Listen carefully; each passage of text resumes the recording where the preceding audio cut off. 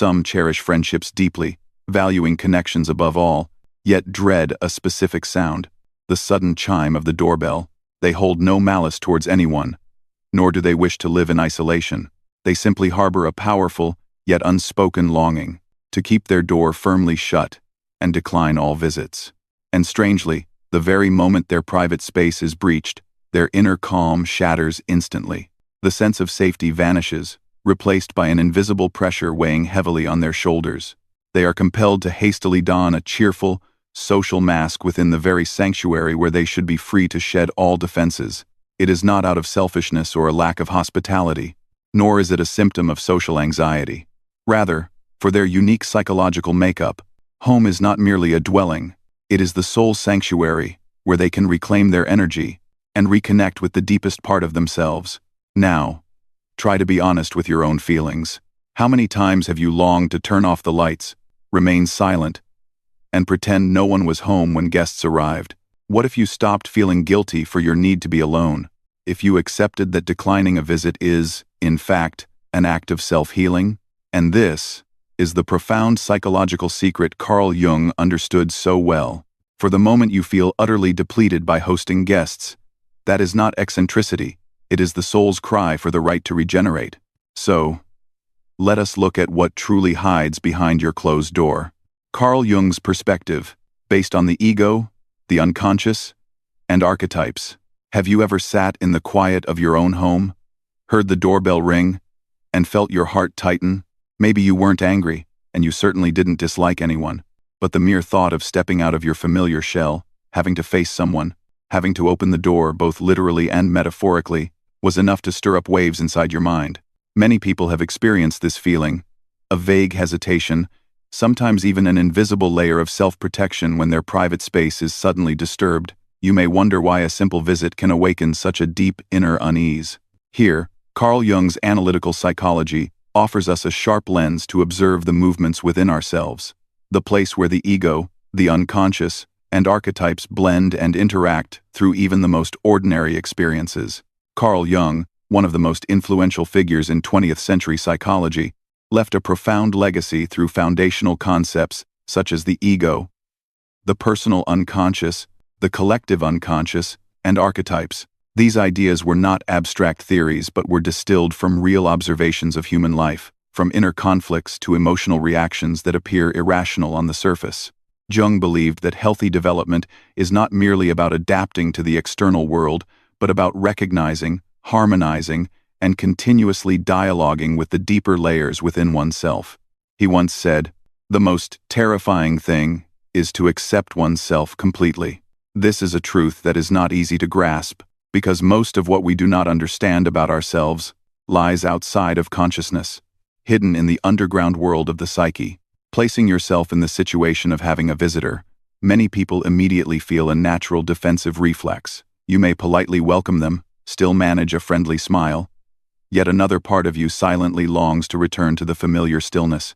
This emotion arises from the constant interaction between the ego, the conscious I, that controls behavior and speech, and the unconscious where memories, wounds, beliefs, and unnamed emotions are stored. Jung explained that the ego is the center of consciousness, the place where each person forms a sense of self, makes choices, and regulates responses to the surrounding environment. However, the ego does not exist in isolation. It is always in conversation with the personal unconscious and the collective unconscious, and in this process, seemingly simple situations like receiving a guest can become contact points that activate profoundly deep psychological vibrations. You may have blamed yourself for feeling tired, even confused or a bit anxious when a stranger appears in your space. In reality, that feeling is just the surface of a complex chain of psychological reactions rooted in the dynamic between the ego and the unconscious. When the ego is exposed too much to the outside world, especially through experiences beyond its control or unexpected ones, it easily collides with deeper layers of the unconscious, which stores not only positive memories but also wounds and unresolved matters. That is why, sometimes, just the sound of a doorbell can put your mind on alert, and the ego immediately starts to raise invisible defenses to protect itself from vulnerability. As Jung emphasized, until you make the unconscious conscious, it will direct your life, and you will call it fate. In every reaction, no matter how small, the unconscious is always at work behind the scenes, influencing our thoughts, emotions, and the way we face everyday events. The archetypes that Jung explored, such as the stranger, the protector, or even the image of the house in psychology, also help clarify why intense emotions can arise when our living space is disturbed. Archetypes are original images stored in the collective unconscious, shaping how each person perceives and responds to particular situations. For many, the home is not simply a place to return to, but a symbol of absolute safety, where the ego is able to rest and be restored. When someone enters, especially a stranger or an uninvited guest, the archetype of the stranger, in the unconscious, is immediately activated, stirring up feelings of alertness, caution, or sometimes even frustration. This is even more pronounced in individuals who are especially sensitive to change, who need to protect their own psychological space. Jung once wrote, "In all chaos there is a cosmos. In all disorder a secret order."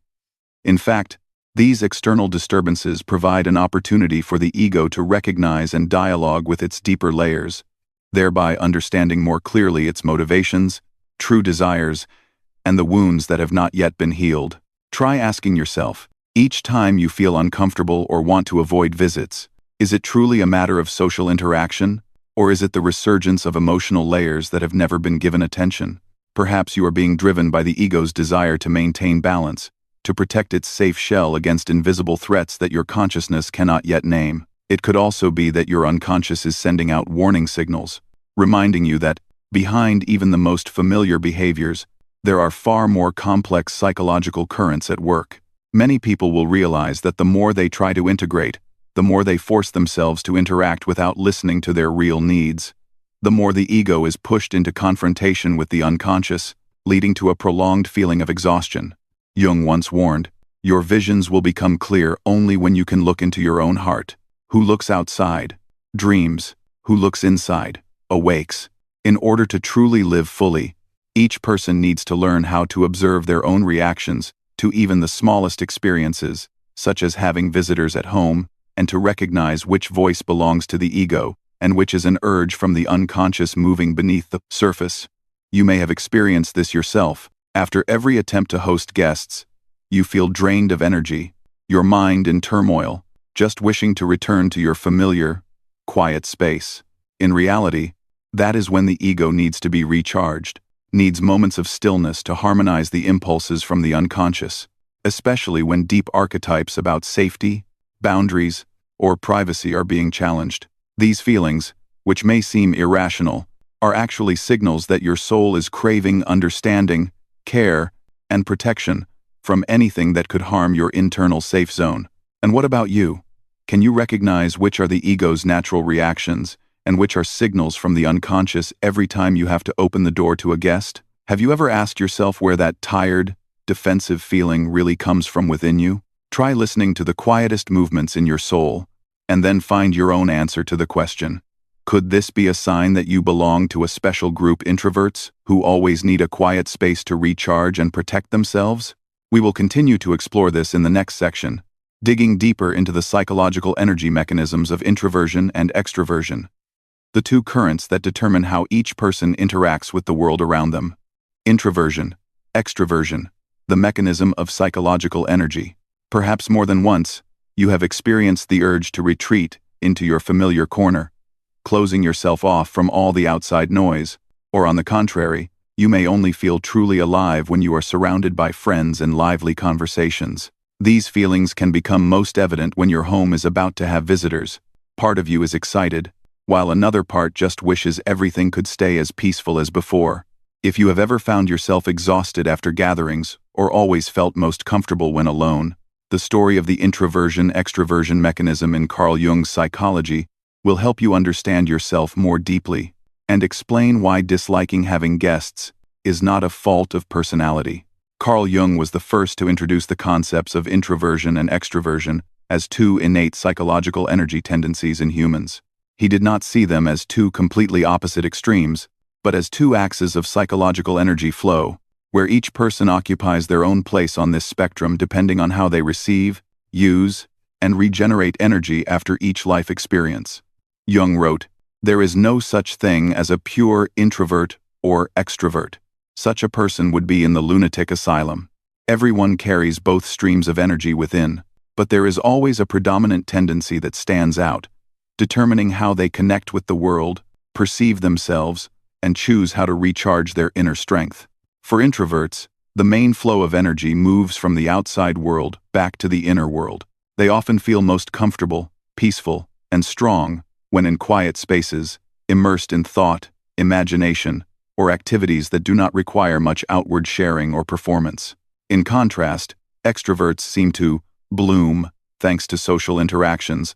The more they talk and laugh, the more energetic they feel. Their energy is recharged by experiences, activities involving communication, and collective attention. Jung once emphasized, the introvert's attitude is an abstracting one. At bottom, he is always intent on withdrawing libido from the object, as if he had to prevent the object from gaining power over him. This explains why introverts, when faced with external influences such as having to welcome guests into their private space, often feel as if they are sharing too much energy, to the point where they need to step back to regain balance. If you imagine personal energy as a reservoir, introverts need quiet time to recharge after each interaction. Time spent alone, undisturbed by noise, attention, or the presence of others, is exactly how they refill their energy reservoir. This is not isolation, but an innate need, the root of restoration and creativity. For them, home is not just a physical shelter, but a psychological safe zone, the only place where they can comfortably take off the mask, relax all defenses, and listen to themselves in the deepest way. On the contrary, for extroverts, personal space serves only as a temporary stop.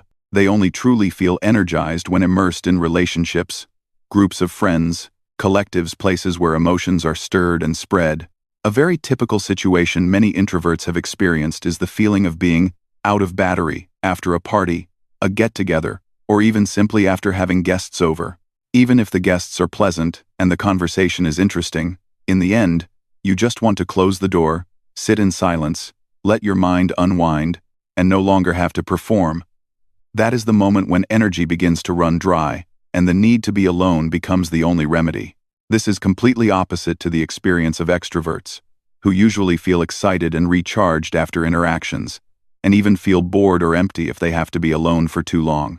Jung once observed, the one-sidedness of the introvert means that he is constantly withdrawing himself from the world, whereas the extrovert is forever trying to immerse himself in it. This difference creates completely opposite psychological experiences in the same situation, such as having guests at home. But why is there such a big difference? It is because each personality type processes stimulation and information differently. For introverts, every conversation and every presence triggers a series of analyses, reflections, and complex inner reactions. They do not just receive information on the surface, but tend to sink deep into every word, nuance, emotion, and even the hidden energies that guests bring. This very process causes them to quickly run out of energy, as their minds always have to work double, observing the outside while processing inside. Meanwhile, extroverts see communication as an opportunity to release emotions, generate new energy, connect, and enrich their life experience. They rarely feel overwhelmed by social interaction. On the contrary, they feel uncomfortable if it is absent for too long. Many introverts share that, even with close friends or family members, they only truly feel comfortable when they have enough personal space to rest and recover. The home, therefore, becomes a sacred refuge, and just the thought of someone else intruding is enough to make them feel uneasy, even chronically tense. This is not because of selfishness or a lack of friendliness, but because home is a symbol of their personal energy field, a wall that helps protect them from unpredictable outside influences. The discomfort and restlessness they feel when guests arrive are subtle warnings from the introverted psyche that their safety boundaries are being challenged. Jung once said, "A man who has not passed through the inferno of his passions has never overcome them." For introverts, the inferno is sometimes not intense emotions, but the disruption of peace caused by the presence of others in their living space. In reality, disliking having guests is a natural and healthy reaction of the psychological energy conservation mechanism. However, Many people, under the influence of social prejudice, label themselves negatively as lazy, closed off, or even weird. Both Eastern and Western cultures celebrate the image of the open, sociable, friendly individual, so introverts often feel pressured when they cannot meet the hospitality standard or feel guilty for wanting to be alone. This misunderstanding leads many to suppress their true feelings, forcing themselves into social molds that do not belong to them, which ultimately makes them even more tired and further from their true selves. Jung once affirmed, "Loneliness does not come from having no people around you, but from being unable to communicate the things that seem important to you." The deepest loneliness is not a lack of people around, but not being able to live true to one's inner nature. Introverts need to have their right to be different recognized, the right to protect their own space, and the right to say no to things that drain their energy. Disliking having guests, from Jung's psychological perspective, is an expression of self-respect, of knowing how to listen to one's inner voice and setting clear boundaries to maintain mental health. By recognizing their own introverted tendencies, individuals can proactively adjust their schedules, refuse unnecessary meetings, and select relationships that truly nurture their soul. This is self-mastery, an act of maturity, and the foundation of a balanced life. For extroverts, understanding this mechanism also helps them respect differences, reduce pressure on themselves when they do not always feel excited, and know how to harmonize with more introverted people. The confusion between introversion and shyness is one of the biggest obstacles that forces introverts to strain themselves, to adapt. Shyness is the fear of being judged, while introversion is simply a way of managing energy and a matter of personal preference. No one has the right to force introverts to become outgoing, just as no one should assume that extroverts lack depth or are superficial. Jung once wrote, "The shoe that fits one person pinches another. There is no recipe for living that suits all cases. The most important thing is that each person gets to be themselves, has the right to choose a way of living that suits their own nature, and also knows how to respect other people's need for privacy." If you have ever felt confused, out of place, or even a bit guilty just because you don't like having visitors over, remember that this is not abnormal or a sign of a character flaw. On the contrary, it is an indication that you understand your own inner energy, dare to protect your boundaries, and choose a way of living that is in harmony with yourself. When you learn to accept your tendency toward introversion or extraversion and adjust your behavior accordingly, you will find life easier and feel less pressure to play a role or prove anything to others. And what about you? Do you recognize which group of these two energy currents you belong to? Have you ever felt exhausted after a party, or only truly recovered when you are alone in your own space? Or do you feel deprived when no one is around and always look forward to new meetings and interactions? Whoever you are, try pausing, listening to the energy in your body, and observing how you recharge after each interaction. Then, find your own answer. And have you ever wondered why home, your private space, holds such special meaning for every introvert? Is it just a place to live, or is it a deeper symbol of the soul, of the self, and of the inner safe zone? Let's continue exploring this meaning in the next section. Private space, home, as a symbol of the soul. Private space, home, as a symbol of the soul. Have you ever felt an uncanny sense of relief when stepping into your own home, even if it's just a small room, a personal corner on the sofa, or simply that moment when the door closes behind you? That's when the noise, the pressures, the gazes, and the words from the outside world suddenly become distant, giving way to peace, to a sense of safety, to your breath returning to its natural rhythm. Even extroverts may have experienced this feeling, but for introverts, the home is not just a refuge, it is where the self is soothed, a spiritual nest, where each individual can regenerate their energy and rediscover themselves after every collision with the outside world. It is no coincidence that, in the subconscious of every person, home is the origin of all things good, a sacred land not easily open to just anyone. Carl Jung devoted many observations to the symbolic meaning of the home in analytical psychology. To him, the house is an image containing the deep layers of the soul, a place where the different parts of the self, the unconscious, and personal memories coexist and intertwine. The house appears in dreams, in art, in childhood memories, always carrying special emotions about safety, privacy, warmth, or sometimes about isolation, mystery, and the longing to return. Jung once emphasized, "The house is a symbol of the self." The architecture of a house, the rooms, the cellars, the attics, all reflect the structure of the psyche. From this perspective, protecting the home and setting boundaries for one's living space is no longer just a physical act, but a journey to nurture and safeguard the deepest core of each individual. For those sensitive to the energies around them, home is the cocoon that protects the self from the intrusion of emotional currents, expectations, and rhythms that do not belong to them. After a long day of facing pressures and playing social roles, just returning to a private space can feel like being liberated from an outer mask. That is the moment when the self is free to breathe, to return to its original state, where no one judges, no one scrutinizes, where merely being oneself is enough. Jung once wrote, "Your visions will become clear only when you can look into your own heart." It is precisely in that familiar space that your real intentions, ideas, and desires finally have a chance to rise up, to be heard, to be cared for, no longer drowned out by the noise of everyday life. Protecting private space, in the light of Jungian psychology, is an act of nurturing emotional and mental health. When each person clearly identifies the physical and psychological boundaries of their own, only then can they develop a resilient self that is not swept away by social pressures, not manipulated by the desires or expectations of others. In modern society, where the pace of life is increasingly hurried and everything turns outward, people are even more likely to lose their own psychological safe zone. Some have lived too long in a state of keeping the door open, accepting everything from invitations and meetings to unwanted influences to the point that they no longer know how to close off, how to say no, how to protect their own wholeness. Jung once observed, "Who looks outside, dreams. Who looks inside, awakes." When we look outward, we dream of an ideal image of ourselves. When we turn inward, we awaken to our deepest needs, among which is the need to protect our own boundaries and space. In reality, the expression of this need is very diverse.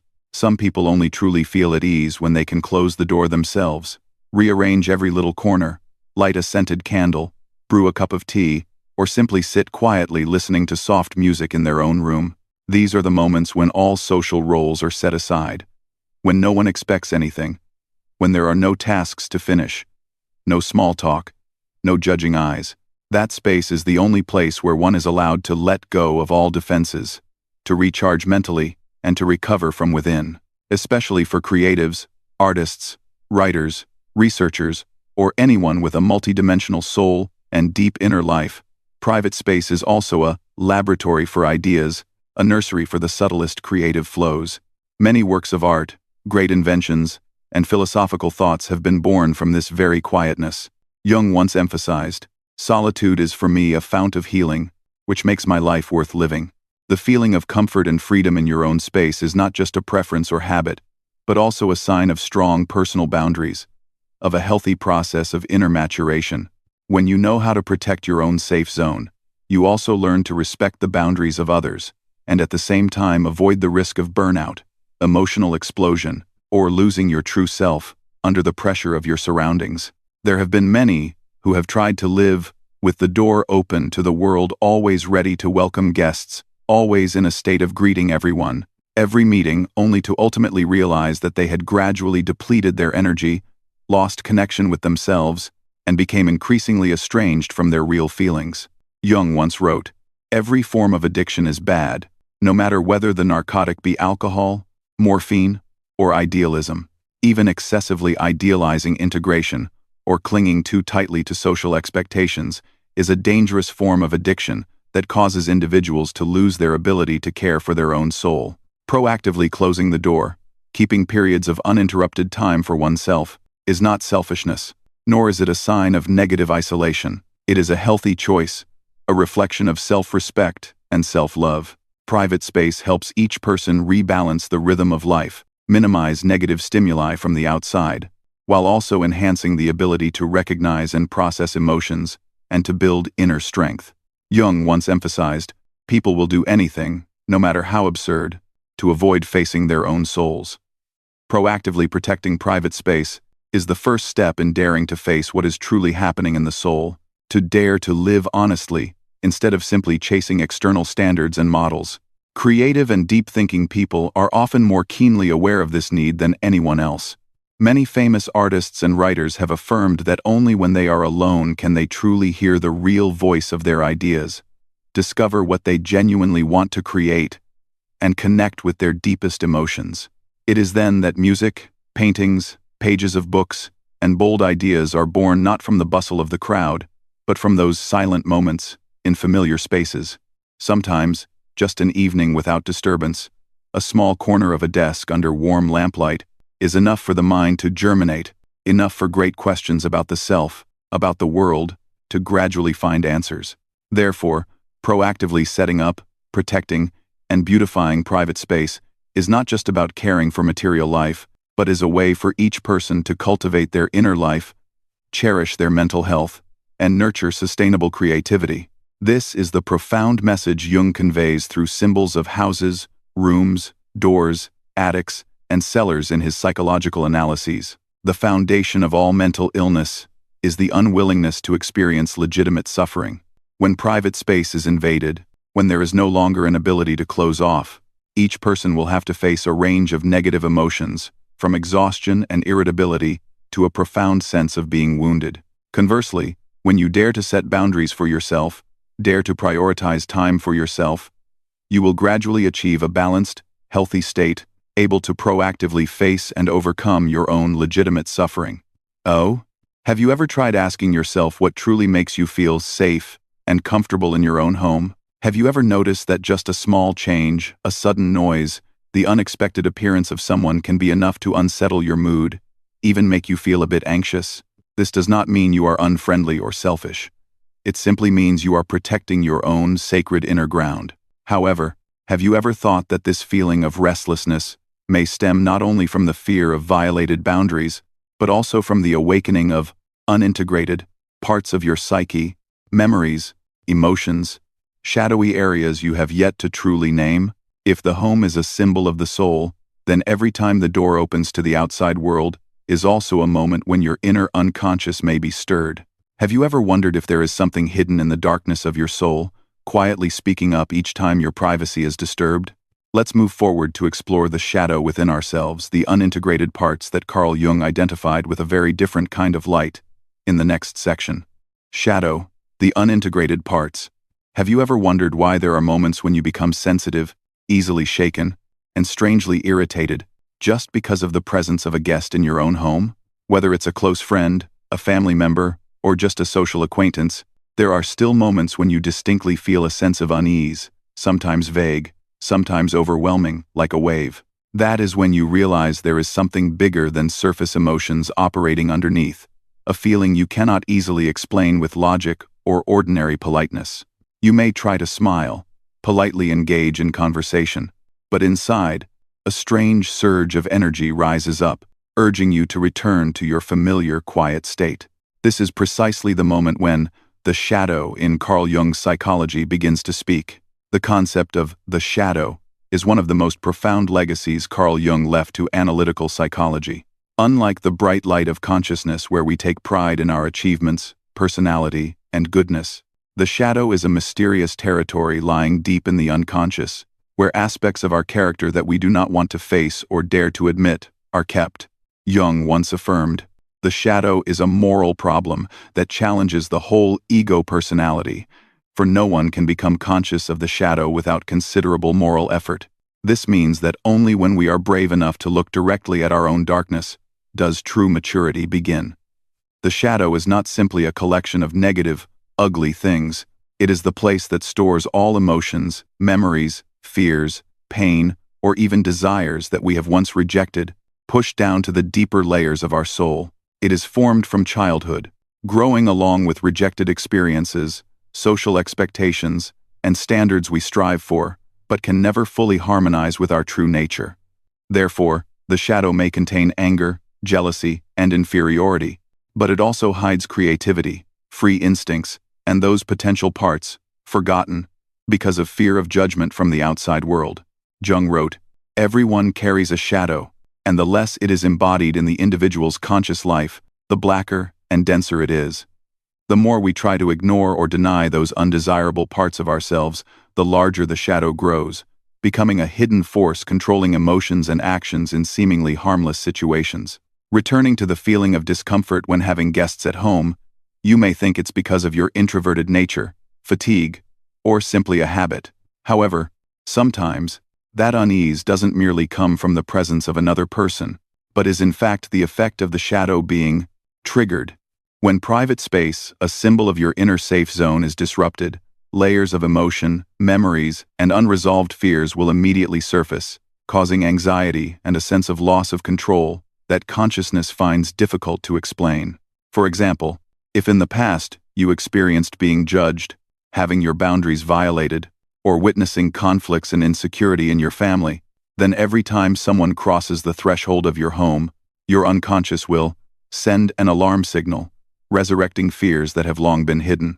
Many people who have experienced this state say they feel anxious, irritable, or inexplicably tense, even when their surroundings seem normal and guests come with goodwill and kindness. They may become quiet, withdraw into themselves, or look for ways to end the conversation as quickly as possible. These are natural reactions when the shadow in the psyche is triggered, forcing the ego to erect an invisible defense to protect the inner safe zone. Jung once emphasized, "To confront a person with his shadow is to show him his own light." Only when facing the darkness can we truly understand the value of the light, the value of self-recognition, acceptance, and the integration of all aspects of ourselves. This discomfort, if not recognized, is often labeled as odd, too sensitive, or closed off, and sometimes is even self-judged as a weakness. In reality, it is a sign that there are still parts inside you that have not been healed, memories, emotions, wounds that have not been acknowledged or resolved. Sometimes, just a fleeting remark, a glance, or a small action from the guest is enough to revive a chain of feelings that have been buried in the shadows. This is not only true for negative experiences, but can also stem from desires, instincts, and potentials that you once had to hide in order to fit in with your environment, family, or society. "I am not what happened to me. I am what I choose to become," Jung once wrote, as a reminder that each person has the power to actively recognize and transform their own shadow, instead of letting it quietly guide behavior from the unconscious. In real life, many people only recognize the power of the shadow when they go through major upheavals or are forced into situations where they must strip away the social mask. However, for those who are sensitive and have deep inner lives, the shadow often speaks up, even in the smallest experiences, such as an unexpected visit or a minor change in a familiar space. They can easily sense disturbance, insecurity, or restlessness, even if they cannot put it into words. Sometimes, precisely because of the fear of these feelings, many people try to avoid them, isolate themselves, or on the contrary, force themselves to appear hospitable, only to end up feeling even more drained and emotionally wounded. In truth, all efforts to avoid or deny only make the shadow denser and more likely to emerge at your most vulnerable moments.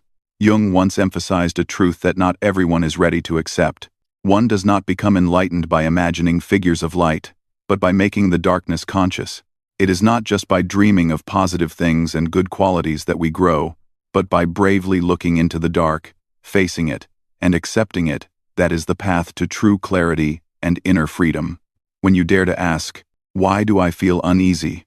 or "uncomfortable" when guests are here, you are taking a very important step on the journey of recognizing the shadow, a small but essential step toward greater balance, freedom, and self-mastery in life. The truth is, no one can ever completely erase their shadow. It is a natural part of the psyche, always existing in parallel with consciousness, playing the role of a gatekeeper for the inner safe zone. However, if we constantly deny or refuse to listen to it, the shadow will become ever stronger, easily manipulating emotions and unconsciously directing our behaviors. When you feel uneasy, anxious, or tired from having to host guests, try pausing and asking yourself, is this emotion reminding me of something from the past? Am I protecting an old memory or an unhealed wound? And when people, sometimes, just a single honest moment with yourself is enough to illuminate the seemingly unreachable darkness, opening a new door for the process of integration and personal growth.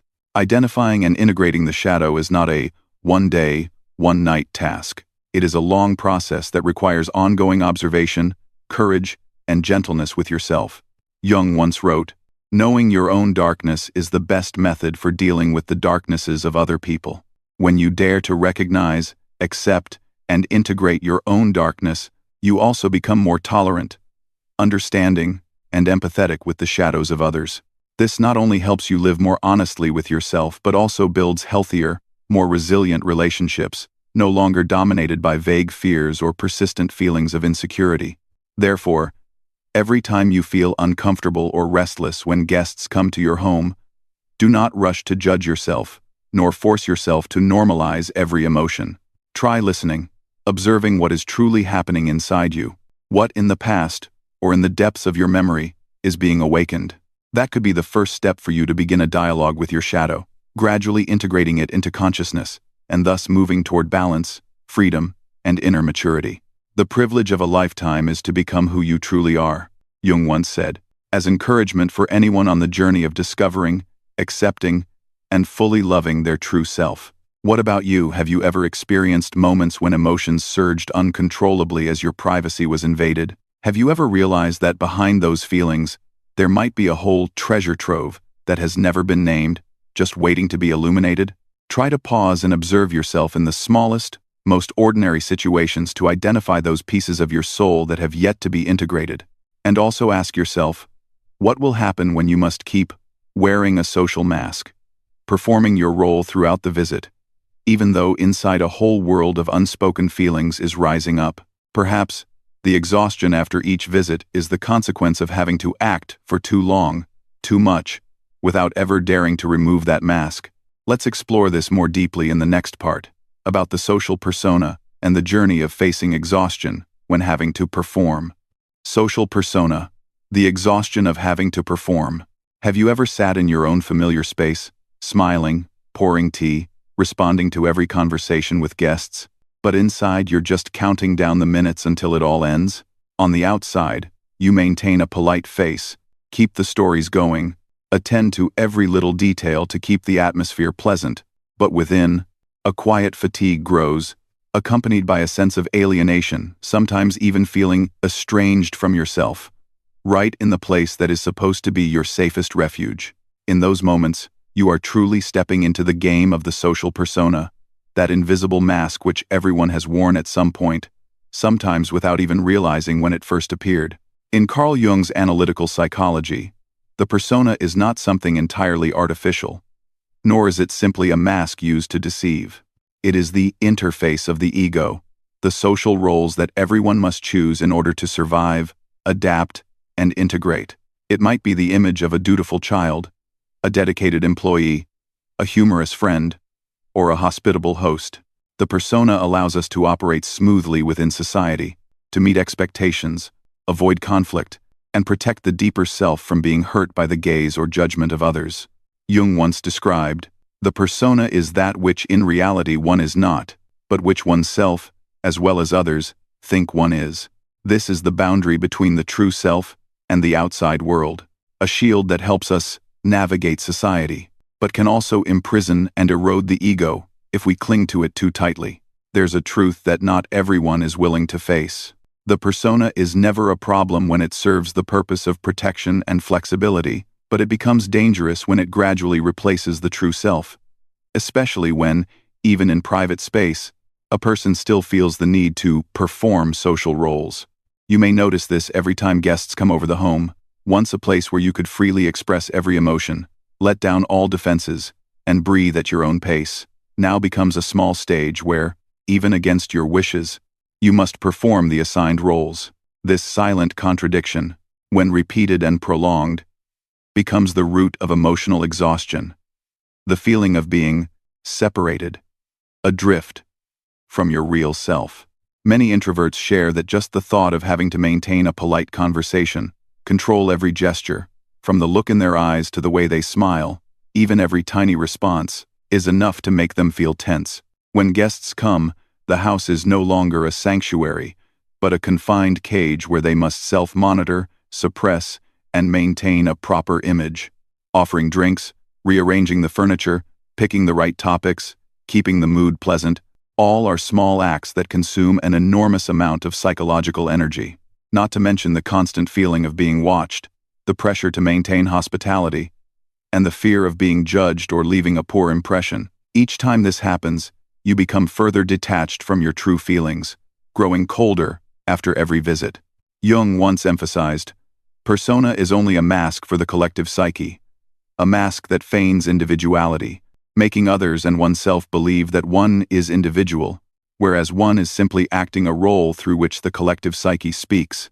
If you only ever perform without end, you will never truly reach personal freedom, and may even lose sight of your real self altogether.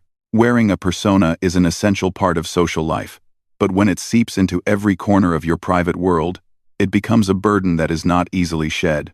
For introverts or those with a deep inner life, this feeling is even more intense, because it is in their personal space that they expect to rest, to take off the mask, without fear of judgment. When that is no longer possible, it brings not only physical fatigue, but also a sense of mental suffocation, as if one is trapped in a shell that does not belong to them.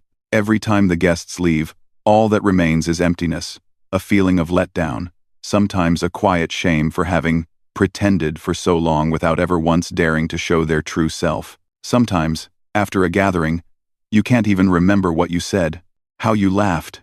You just feel a fog covering your mind, as if you have disappeared somewhere, in the flow of interaction that just passed.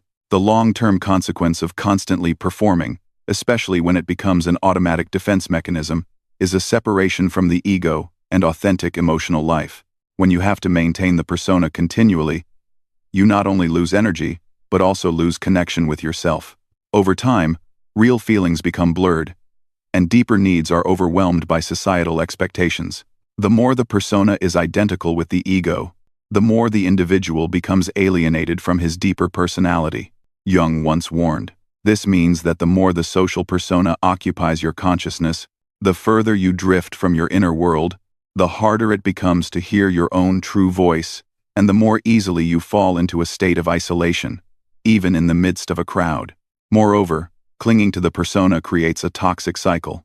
The more you perform, the more positive feedback you get for that role, the more you have to force yourself to maintain it, and the less you dare to reveal your true self.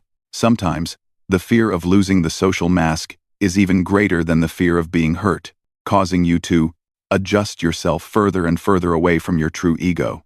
This leads to a prolonged sense of exhaustion, depression, anxiety, or loss of life's meaning. Many people spend their whole lives just maintaining the image of being proper, pleasant, or successful, without ever once asking themselves what they truly want or feel. When that mask finally cracks, they realize that inside is a desolate, lonely, and more vulnerable soul than anything they could have imagined. Jung once said, "The greatest tragedy of the family is the unlived lives of the parents." That tragedy is not limited to the family but can be the tragedy of an entire life lived in persona, missing the chance to become your true self.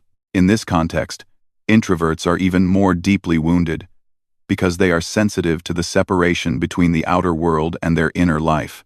They do not only feel exhausted after every encounter, but are also tormented by their inability to be comfortable or natural. Each time they have to wear a persona in their own home, they shrink their safe space a little more, intensify their defenses, and create an ever-growing distance from their true self. Gradually, even when alone, you may find yourself performing for yourself, still keeping up appearances, still worrying about your image, still fearing judgment, even though there is no one else around. Jung once reminded us, every calling is great when greatly pursued. But can we really live a great life if all we ever do is chase after pre-selected roles, rather than listening to and nurturing the deepest calling of our soul? Have you ever asked yourself, every time you welcome guests, what do you truly want? Have you ever wished you could just sit quietly, read a book, walk barefoot across the floor, gaze silently out the window without forcing yourself to chat, smile, or appear perfect? How many times have you chosen silence, not wanting to reveal your true thoughts, simply out of fear of ruining the image of the model host, the ideal friend? Those feelings are not weakness, nor are they signs of pathological isolation. They are warning signals that it is time to regain balance, to dare to remove the persona, to listen to and engage with your true self. So do you have enough courage to shed the mask, to face the silence, and even the unease, when there is nothing left to shield you? Have you ever experienced a moment of living wholly as yourself, not for any role but simply to be yourself? Or have you repeatedly run away from your true feelings, only to be left drained after too many long performances? If these questions still echo within you, try pausing for a moment, observing yourself, and reflecting. Maybe it is time for you to step back, to withdraw from the social stage, so you can truly listen to your inner voice. In the next section, we will delve deeper into the meaning of retreat, of conscious solitude, as a path of individuation, where each person gradually becomes the most complete version of themselves. Withdrawal, conscious solitude, the path of individuation. Have you ever felt that only in absolute silence, only when everything outside quiets down, can you truly hear the whispers from deep within your mind? There are days when, even though life still goes on as usual, with social interactions, invitations, and gatherings continuing non-stop, the more noise there is, the more you long to retreat. Just closing the door, leaning against a familiar wall, and breathing deeply in the darkness is enough for you to feel your own existence not as a social role, but as your true self, with both the bright and dark sides. Carl Jung called this journey the process of individuation, a lifelong path in which each person gradually discovers, accepts, and harmonizes every layer within themselves. This is not about perfecting oneself according to social molds, not about trying to become someone else, but a courageous journey inward, facing and embracing both the light and the shadow within. Jung once said, "Individuation means becoming an individual," and, insofar as individuality embraces our innermost, last, and incomparable uniqueness, it also implies becoming one's own self. The individuation process requires us not only to recognize the good parts, but also to confront wounds, fears, memories, and dark corners that have never been named, so that from there, we can reunite every piece into a complete, unique, and unrepeatable self. In modern life, many people fear loneliness, fear the feeling of being separated from the flow of community. However, according to Jung, it is this conscious withdrawal, this conscious solitude, that is the ideal space for healing, creativity, and growth. In moments alone, when you are not influenced by external attention, judgments, or expectations, the mind becomes calm enough to listen to its true voice. That is when the biggest questions about the meaning of life, about essence, about genuine desires begin to emerge, no longer obscured by the dust of daily social roles. Jung once emphasized, solitude is not necessarily and certainly not always loneliness. It is the solitude of the world when one is alone. Here, solitude is not the absence of people, but the active state of separating oneself from the crowd in order to understand and love oneself. Refusing visits, limiting social interactions, or spending time alone is not an expression of avoidance, nor is it a sign of psychological instability. It is an act of self-respect, an important step on the path of individuation. Only when we are brave enough to step back and listen carefully to every movement within our soul can we heal old wounds, reconcile inner conflicts, and gradually become the truest version of ourselves. This withdrawal, after all, is an indispensable stage for anyone who wishes to grow spiritually. Jung once wrote, "The privilege of a lifetime is to become who you truly are." The greatest privilege in life is daring to become your one-of-a-kind self, despite all the calls and pressures to conform from the outside world. Have you ever experienced a deep sense of peace when being alone, not because you are avoiding the world, but because you need space for yourself, to grow, heal, and regenerate? Has it ever happened that, in those moments of conscious solitude, questions, reflections, or creativity arose naturally, without any effort? The journey of individuation is not a smooth road, but it always begins with the moment you dare to step out of the crowd, to have a dialogue with yourself. And in that withdrawal, have you recognized the silhouette of a very special archetype, the Hermit archetype, the symbol of withdrawal and deep contemplation, that Jung devoted much thought to explaining. Let's continue on to the next section to explore the deeper meaning of this image and see what role it plays in each of our journeys of growth. The Hermit archetype, a symbol of the need to withdraw. There are afternoons when the sounds of the street have quieted, and you just want to turn off your phone, close your door, and sit quietly in the soft light. Not because you are angry with anyone, nor because you are tired of the world, but because of an urge that is hard to name, a need for a pause to think, to reflect on yourself. If you have felt this way many times, know that it is not just a fleeting state, but also the call of an ancient archetype that has lived in the human psyche for thousands of years. The Hermit archetype that Carl Jung especially emphasized in the journey of personal psychological development. In Jungian psychology, the hermit is a profound image of the human being, seeking light within the darkness of the soul. Unlike archetypes associated with success, glory, or social activity, the hermit is the symbol of voluntary withdrawal from noise and chaos, to listen to the voice of inner wisdom, to reflect, to heal, and to prepare for a deeper stage of maturity. Jung wrote, "In each of us, there is another whom we do not know. He speaks to us in dreams, and tells us how differently he sees us from the way we see ourselves.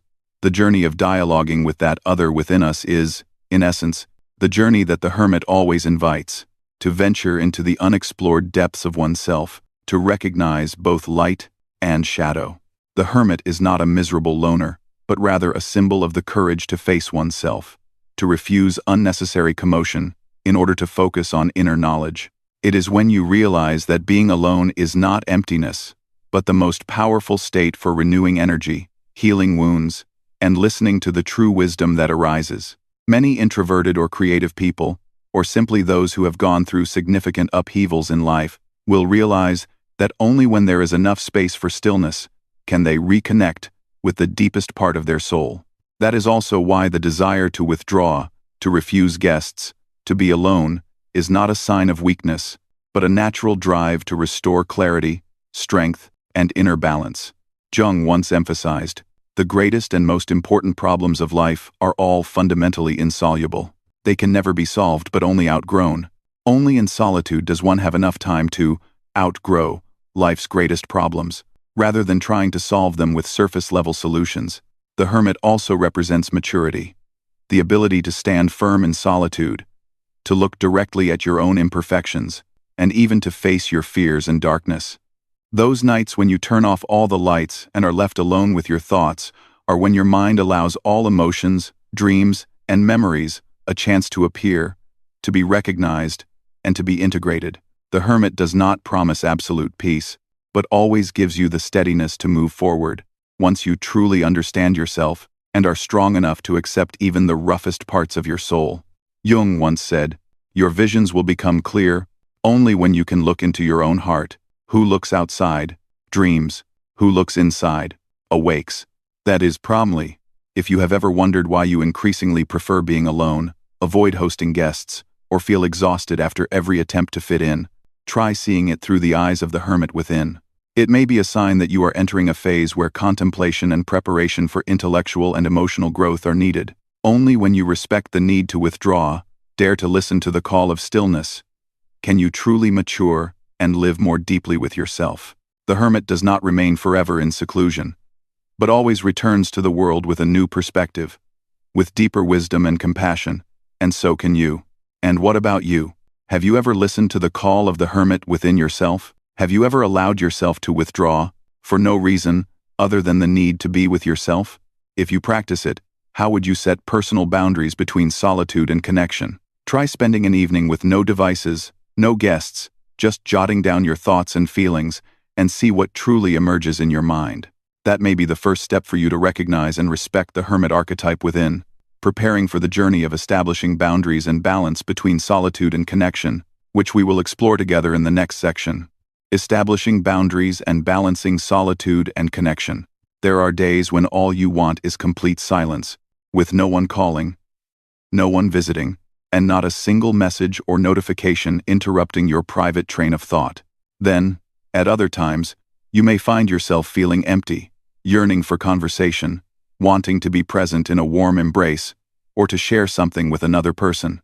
These feelings alternate, leaving you confused, not knowing what the standard for a healthy life really is. Should you be more open, socializing more often, or should you protect your solitude to maintain your inner strength? And is it possible that between these seemingly opposing extremes, there exists a middle path, a harmony that each person must discover and set for themselves? Carl Jung is among the few modern psychologists who dared to assert that there is no universal formula for happiness or psychological balance. There is only the individual journey of individuation that each person must travel alone. He emphasized the crucial role of personal boundaries not as closed-off walls, but as conscious gateways that allow you to choose when to open yourself to others and when to close yourself off for self-renewal. Jung once wrote, "The most terrifying thing is to accept oneself completely. Only when you have the courage to recognize and respect your inner boundaries can you truly master your emotional life, without being swept up in the pressure to always be present or always be isolated." Setting healthy boundaries is not simply about saying no to things that exhaust you. It is also the art of listening to yourself, clearly identifying when you need quiet to recover, and when it is time to open up and connect. Each time you ask yourself, "Do I really want to see someone today?" Or, "Am I forcing myself to socialize just because I'm afraid of being left out?" These are the moments you are practicing the skill of defining boundaries. This is by no means easy, especially in a society that glorifies connection, equates being busy with success, and often mistakes solitude for sadness or weakness. However, Jung himself pointed out, loneliness does not come from having no people around, but from being unable to communicate the things that seem important to oneself. Sometimes, even in a crowd, you still feel lonely simply because you cannot express yourself, cannot live authentically, or are not truly listened to. On the other hand, there are moments when you are alone, but feel whole and at peace, because you are deeply connected with yourself. The art of living, and this is also Jung's lesson, is knowing how to set clear boundaries between your inner life and your social life, so that you neither lose your sense of self nor close yourself off so much that you become isolated. The solution does not lie in cutting yourself off from the world or forcing yourself to be the perfect host. It is a process of selectively choosing relationships, discerning who truly nourishes and enriches your soul, and who are merely superficial connections. Jung once emphasized, "The meeting of two personalities is like the contact of two chemical substances. If there is any reaction, both are transformed. You should only spend time with those who truly transform you, who make you better and deeper, instead of social interactions that drain your energy." At the same time, knowing how to say no is an important skill, a form of self-protection for your sacred space without having to feel guilty. Sometimes, refusing a meeting, postponing a gathering, or simply devoting an entire day to yourself can be the most precious gift you give your soul. Because every time you say no to what exhausts you, you are saying yes to inner peace, creativity, and personal growth. That is how you maintain a sustainable source of energy for truly meaningful connections, instead of spreading yourself thin in meaningless interactions. Each person's sacred space, whether it is a small room, a familiar coffee shop, or simply the quiet early morning before everyone else wakes up, is where the soul is renewed, a refuge that deserves to be prioritized. Jung once emphasized, "Your vision will become clear only when you can look into your own heart. Who looks outside, dreams. Who looks inside, awakes." It is in those moments of silence that you can realize what truly matters, what makes you live authentically and happily. Healthy boundaries are not barriers that isolate, but rather the compass that helps you maintain balance between your inner life and the outer world. Every time you dare to adjust your schedule, speak honestly about your own needs, or proactively seek out quiet space, after a day filled with interaction, you are building up your strength to face social pressures without losing your sense of self. This not only protects your mental health, but also enriches your emotional life, opening up the possibility for deeper, more sincere connections when you truly wish to share. Do you recognize any signs that you have reached your limit? Have you ever tried listening to what your body, emotions, and thoughts actually want, instead of just following social etiquette or outside expectations? And how will you establish that sacred space in your daily life? It could be a small habit, an evening set aside just for yourself, or simply a gentle reminder to listen to yourself more. Try giving yourself a small challenge. This week, spend at least one evening with no meetings, no social media, just to listen, rest, and observe your true mood. That could be the first step in your journey to set boundaries and find the balance between solitude and connection that you control yourself. As Jung once advised, I am not what happened to me. I am what I choose to become. Not liking to have guests over, as you have seen through the lens of Carl Jung, is absolutely not a flaw or a peculiarity that needs to be corrected. It can be a signal of inner maturity, the ability to recognize your own emotions, to protect personal boundaries, and to consciously choose what you truly need.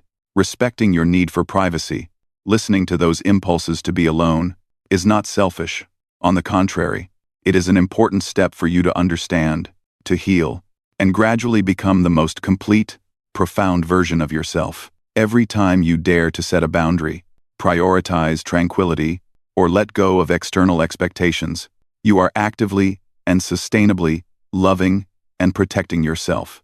So, have you truly listened to the voice of your soul yet?